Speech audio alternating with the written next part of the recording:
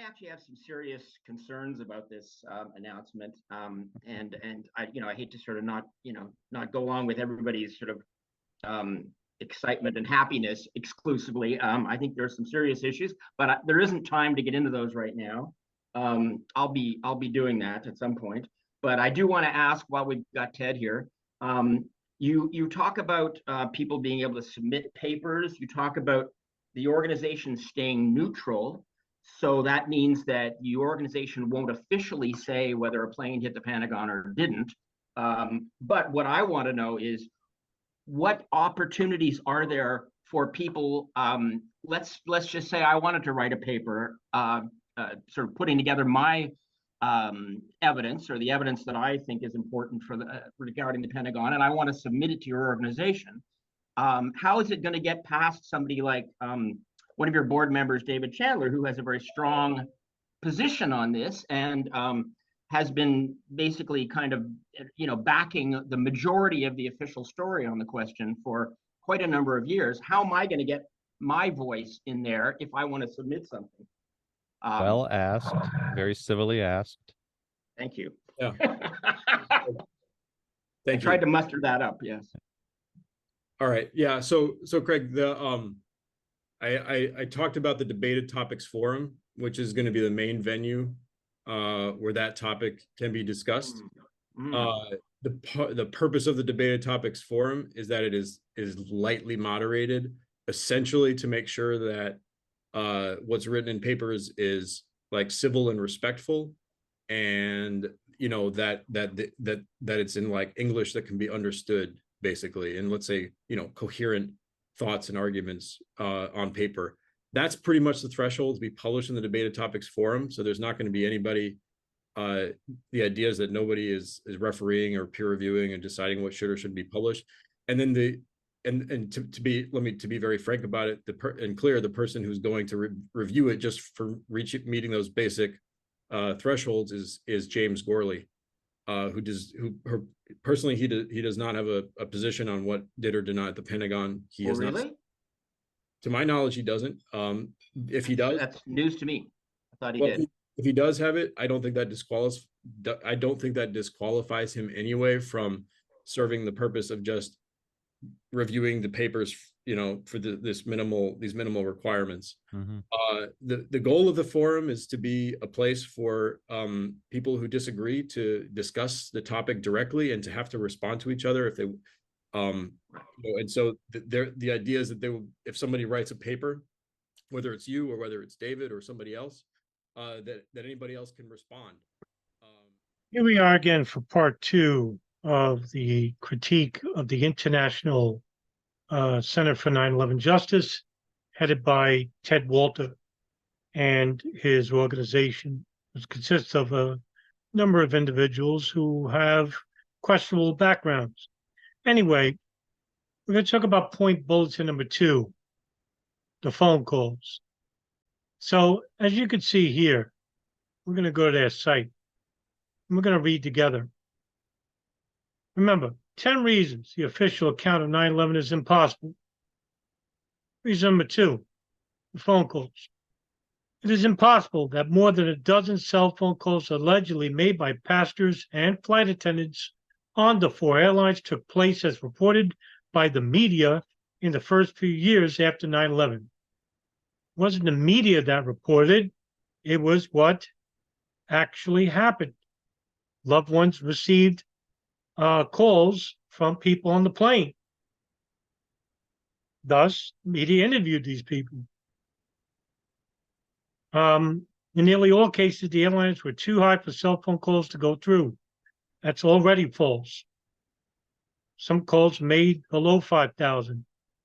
Apparently recognizing this problem, the FBI unveiled a new story during the 2006 trial of Zacarias Moussaoui, claiming that all of the calls, except for 2 allegedly made at a low altitude of 5,000 feet, were made from seatback phones. However, in the case of 2 passengers, whom the FBI now alleged made calls from seatback phones, there was good evidence that the calls were made from the passenger's cell phones. In the case of United Airlines 175 passenger Brian Sweeney, he left a message on the answering machine at his home, and his wife reported apparently based on the information from the answer machine that he called from his cell phone. In the case of Flight 93 passenger Tom Burnett, his wife was interviewed by the FBI just hours after receiving multiple calls from him, which she reported were made from his cell phone. As stated in the FBI report, that interview, Burnett was able to determine that her husband was using his own cell phone because the caller identification showed his number, that number there. Flight 93 was allegedly at 35,000 feet and 40,000 feet, respectively, at the time of two Burnett's calls, altitudes that would have made the calls impossible. Furthermore, regarding the two lone calls claimed by the FBI to have made from cell phones at 5,000 feet, allegedly placed by United 93 flight attendant C.C. Lyles and Flight 93 passenger Edward Felt, it is unlikely that even these two calls could have been completed at that altitude. Ultimately, while perhaps difficult to fathom, the evidence points to the phone calls somehow having been faked. Recommends the sources of study the 9/11 consensus panel. Let's take a look at who's on this panel that says or claims that the phone calls are fake, right? Rob Bowman, right? He's dead now. So David Chandler, not a denier of phone calls. This guy, an Italian journalist, he's dead now. Jonathan Cole, Dwayne Dietz. Dwayne Dietz once believed that the planes didn't hit the Pentagon Shankill. He reversed that, and now the no-planers are attacking him. And he used to work in NASA. Todd Fletcher, we could pass him by. He's a nut job. Dr. Daniel Ganser. Lieutenant Colonel David Gapp. Niels Harrod. Stephen Jones. Ralph Kolstad. Come on. No planer, and he's a pilot. Not for any commercial airliner. Graham McQueen is dead. Massimo Mazzucco. Dennis McMahon. Aidan Monahan. I've heard of him. Roland Morgan. Frank Sure I like. Lou Stolzenberg. Daniel St. John. My God. Look about the bomb in the barrel. Tony Zambotti. I've heard of him. Dr. Matthew Witt. And Jonathan Weisbach. I don't know most of these people. These are probably dealing with physics. But some of those people, woof. Okay, so we're off to a hot start.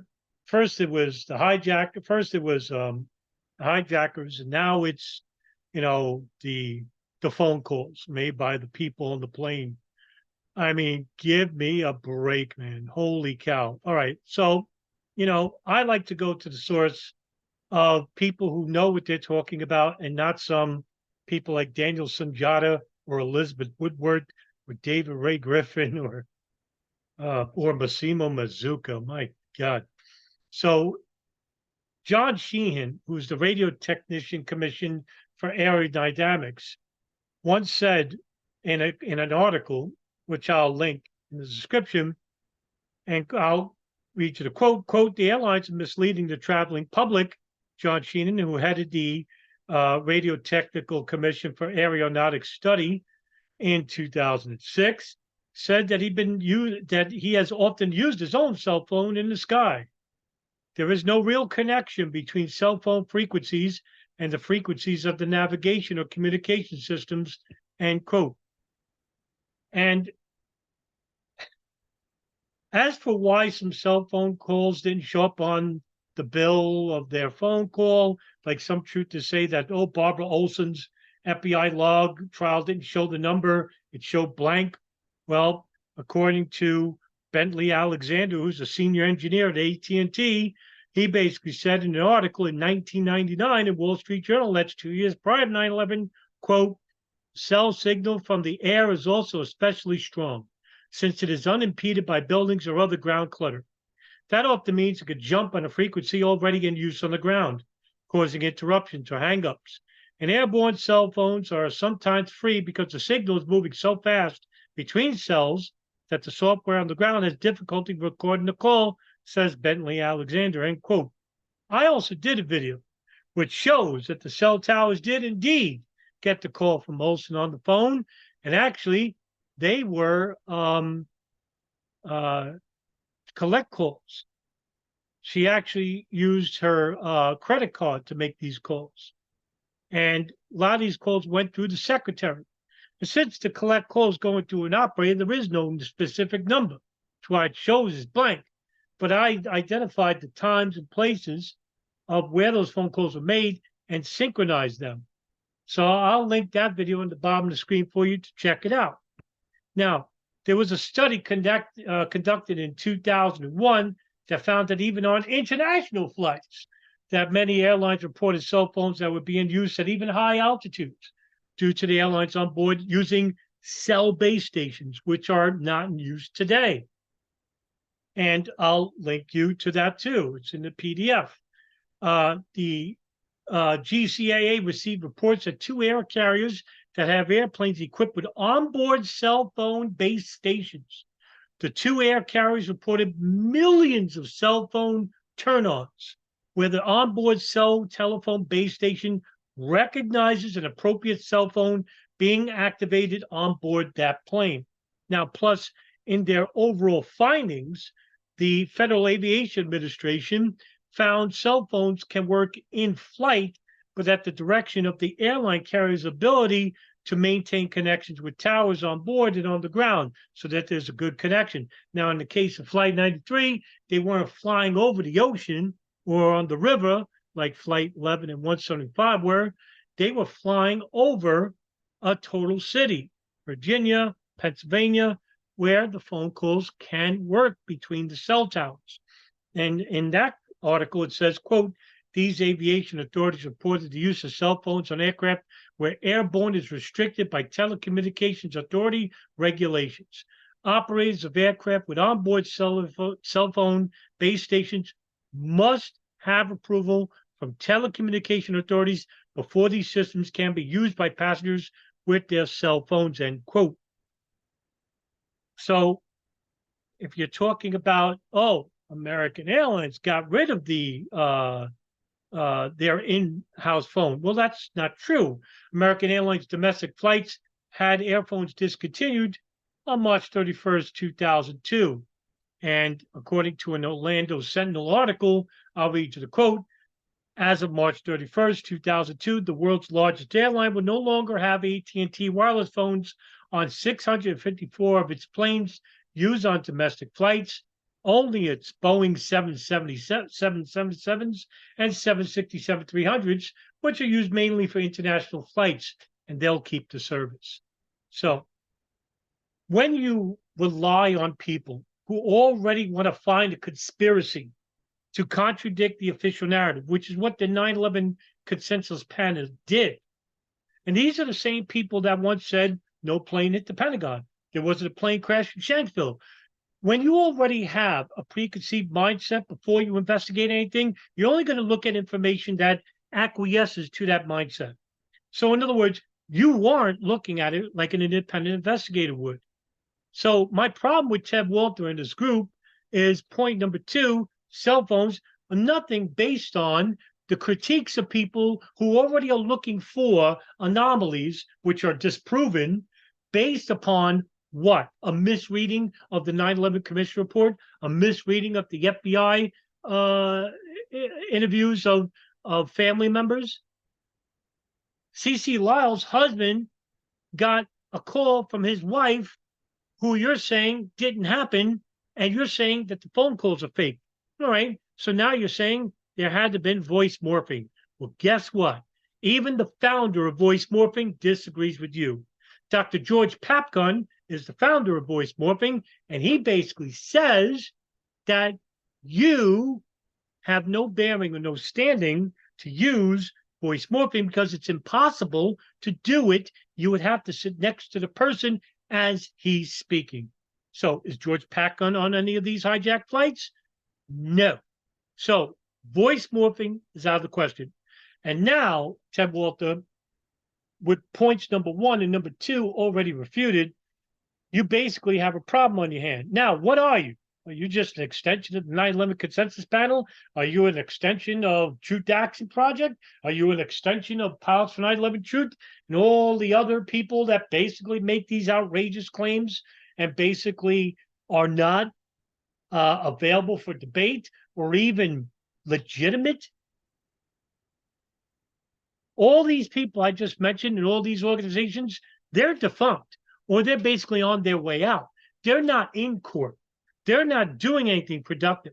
They're repeating the same old mantra time and time again. 22 years out now. And what do you have? Nothing.